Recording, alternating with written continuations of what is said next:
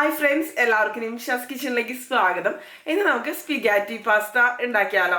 അപ്പോൾ white sauce പാസ്തയാണ് ഞാനിന്ന് തയ്യാറാക്കുന്നത്. ഇതേ സ്പിഗാറ്റി എടുത്തിട്ടുണ്ട് കേട്ടോ ഞാനിവിടെ. അപ്പോൾ ആദ്യം തന്നെ നമുക്ക് ഇതൊന്ന് കുക്ക് ചെയ്തെടുക്കണം. അപ്പോൾ ഞാനിവിടെ ഒരു പാത്രത്തിലേക്ക് നല്ല തിളച്ച വെള്ളം ഒഴിച്ചു കൊടുക്കണം. അല്ലെങ്കിൽ നിങ്ങൾ പാത്രത്തിൽ വെള്ളം തിളപ്പിച്ചെടുക്കാം. ഇതിപ്പോൾ എളുപ്പത്തിന് വേണ്ടിയിട്ട് എങ്ങനെ ചെയ്യണത്. ഇനി ഇതിലേക്ക് നമുക്ക് സ്പിഗാറ്റി ചേർത്ത് കൊടുക്കാം.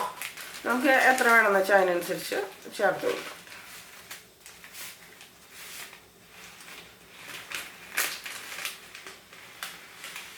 കാണുമ്പോൾ നമുക്ക് സ്പിഗാറ്റി ശരിക്കും പറഞ്ഞാൽ നൂഡിൽസ് ഒക്കെ പോലെ തോന്നും. ഇങ്ങനെ കാണുമ്പോൾ ശരിക്കും സേമിയൊക്കെ പോലെ തോന്നും. പക്ഷെ എന്താ പറയുക, ശരിക്കും ഇതൊരു പാസ്ത തന്നെയാണ്. അപ്പോൾ ഞാൻ ഇത്രയും എടുത്തിട്ടുള്ളൂ കേട്ടോ. ഇതിപ്പോൾ ഒരു 1/2 കിലോയുടെ പാക്കറ്റായിരുന്നു. കുക്കായിട്ട് വരുമ്പോൾ ഒരുപാട് ക്വാണ്ടിറ്റി ഉണ്ടാവുമല്ലോ. ഇതിപ്പോൾ പാത്രത്തിൽ ഇങ്ങനെ കൊള്ളണില്ല എന്ന് വിചാരിച്ച് കുഴപ്പമില്ല കേട്ടോ. ഇത് കുക്കായിട്ട് വരുന്തോറും ഇതിങ്ങനെ വളഞ്ഞ് വരും. അപ്പോൾ പിന്നെ കറക്റ്റ് നമുക്കിതിൽ ഇടാൻ പറ്റും.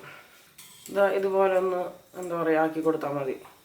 കണ്ടില്ലേ, വളഞ്ഞ് വരുന്നുണ്ട്. ഇത് എന്താ പറയുക, ഒടിച്ച് ഇടേണ്ട ആവശ്യമില്ല. അപ്പോൾ പിന്നെ ചെറിയ ചെറിയ പീസുകളായി ഇരിക്കുമല്ലോ.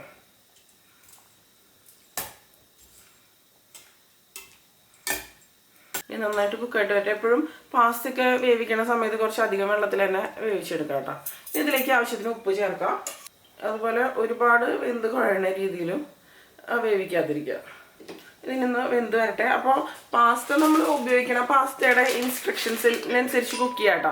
ഇപ്പോൾ ഈ ഒരു പാക്കറ്റിൽ ഉണ്ടാവും, ഇതിൽ 8-10 മിനിറ്റ് എന്നാണ് പറഞ്ഞിരിക്കുന്നത്. അപ്പോൾ സ്പിഗാറ്റി അപ്പുറത്തെ അടുപ്പിലിരുന്ന് കുക്കായിട്ട് വരട്ടെ. നമുക്ക് അപ്പോഴേക്കും വൈറ്റ് സോസ് തയ്യാറാക്കാം. അതിന് വേണ്ടിയിട്ട് ഞാനിവിടെ ഒരു കടായി ഇട്ടിട്ടുണ്ട്, ചൂടായിട്ട് വരട്ടെ. ഇനി ഇതിലേക്ക് നമുക്കൊരു 2 ടേബിൾ സ്പൂണോളം അളവിൽ ബട്ടർ ചേർത്ത് കൊടുക്കാം. ബട്ടർ നന്നായിട്ടൊന്ന് ഉരുക്കി വരട്ടെ.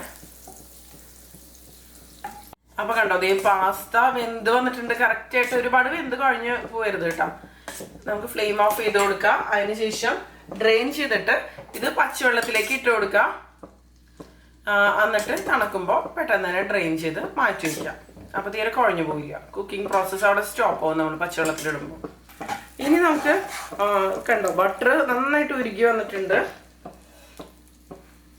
ഇതിലേക്ക് ഒരു 2 വലിയ ഉള്ളി, അതായത് 2 വലിയ അല്ലി വെളുത്തുള്ളി ചെറുതായിട്ട് മുറിച്ചതിട്ട് കൊടുക്കാം. ഇത് ഫ്രൈ ആയിട്ട് വരാനൊന്നും നിൽക്കണ്ട കേട്ടോ. ജസ്റ്റ് ഒന്ന് പച്ചവെള്ളം മാറിയാൽ മതി. അപ്പോൾ ബട്ടറിന് പകരം നിങ്ങൾക്ക് വേണമെന്നുണ്ടെങ്കിൽ ഒലിവ് ഓയിൽ ആണെങ്കിലും ഉപയോഗിക്കാം കേട്ടോ. ഇത് മതി. ഇനി ഇതിലേക്ക് നമുക്ക് മൈദ ചേർത്ത് കൊടുക്കാം. ഇനി ഇതിലേക്ക് ഒരു 2 ടേബിൾ സ്പൂൺ അളവിലാണ് മൈദ ചേർക്കുന്നത്.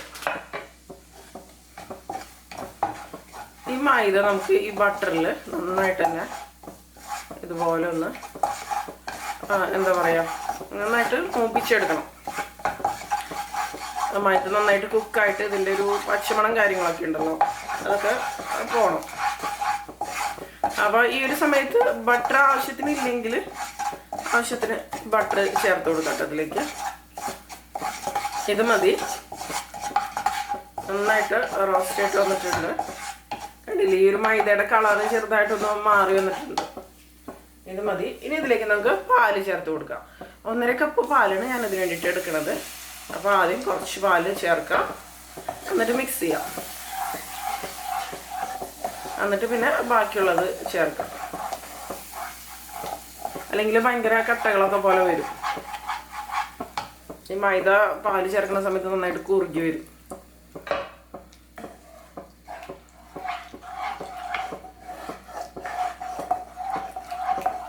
കട്ട പിടിച്ച് കഴിഞ്ഞാൽ കുഴപ്പമില്ല. ഒരു വിസ്ക് ഉപയോഗിച്ചിട്ട് നന്നായിട്ടൊന്ന് മിക്സ് ചെയ്ത് കൊടുത്താൽ മതി. മുഴുവൻ പാല് ഞാൻ ചേർത്ത് കൊടുക്കണം.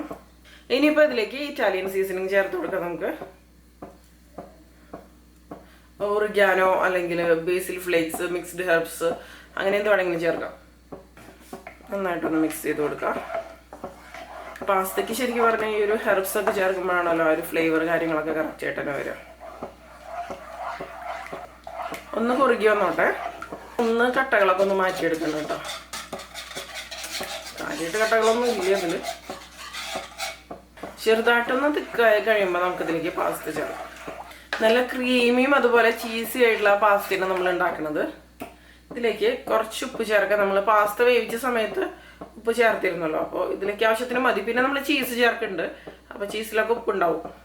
പിന്നെ ഇതിലേക്ക് നിങ്ങൾക്ക് വേണമെന്നുണ്ടെങ്കിൽ വെജിറ്റബിൾസൊക്കെ വഴറ്റിയിട്ട് അങ്ങനെ ചേർത്ത് കൊടുക്കാം കേട്ടോ. നമുക്ക് ഇഷ്ടമുള്ള വെജിറ്റബിൾസ് ഒക്കെ ചേർത്ത് കൊടുക്കാം, അല്ലെങ്കിൽ ചിക്കൻ ചേർക്കാം, എഗ്ഗ് ചേർക്കാം. ഞാനിപ്പോൾ അതൊന്നും ചേർക്കണില്ല. ഇപ്പോൾ കണ്ടോ നമ്മുടെ വൈറ്റ് സോസ് ആവശ്യത്തിന് ഒന്ന് തിക്കായിട്ട് വന്നിട്ടുണ്ട്. ഇത് മതി. ഒരുപാട് തിക്കായതിനു ശേഷം പാസ്ത ഇട്ട് കൊടുക്കരുത് കേട്ടോ, ഭയങ്കര സ്റ്റിക്കി ആയിട്ട് മാറും. പിന്നെ ഇതെങ്ങാനും ഓവറായിട്ട് തിക്കായി പോവാണെങ്കിൽ കുഴപ്പമൊന്നുമില്ല, കുറച്ച് വെള്ളം ഒഴിക്കുക, അല്ലെങ്കിൽ കുറച്ച് പാൽ ഒഴിച്ച് കൊടുത്താൽ മതി. ഇതേ പാസ്ത ഞാൻ പച്ചവെള്ളത്തിലേക്ക് ഇട്ട് ഡ്രെയിൻ ചെയ്തെടുത്തിട്ടുണ്ട്. ഇനി പാസ്ത നമുക്ക് ഇതിലേക്ക് ഇട്ട് കൊടുക്കാം.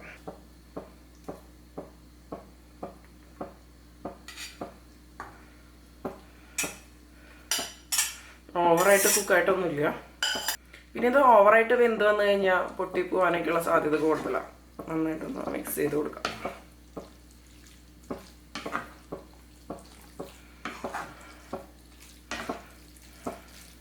ഞാനിനി ഇതിലേക്ക് ഒരു 1/4 ടീസ്പൂൺ അളവിൽ ചില്ലി ഫ്ലേക്സ് ചേർത്ത് കൊടുക്കുന്നുണ്ട്.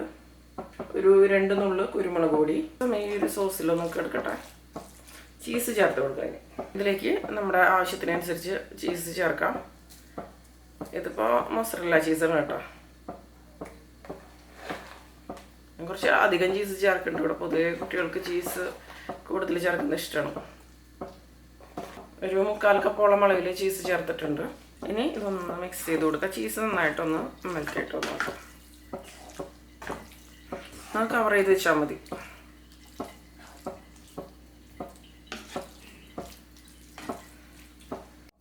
ഇതിപ്പോൾ കണ്ടോ ചീസൊക്കെ നല്ല അടിപൊളിയായിട്ട് മെൽറ്റായിട്ട് വന്നിട്ടുണ്ട്. ഇതുപോലെ നന്നായിട്ടൊന്ന് മിക്സ് ചെയ്ത് കൊടുക്കാം.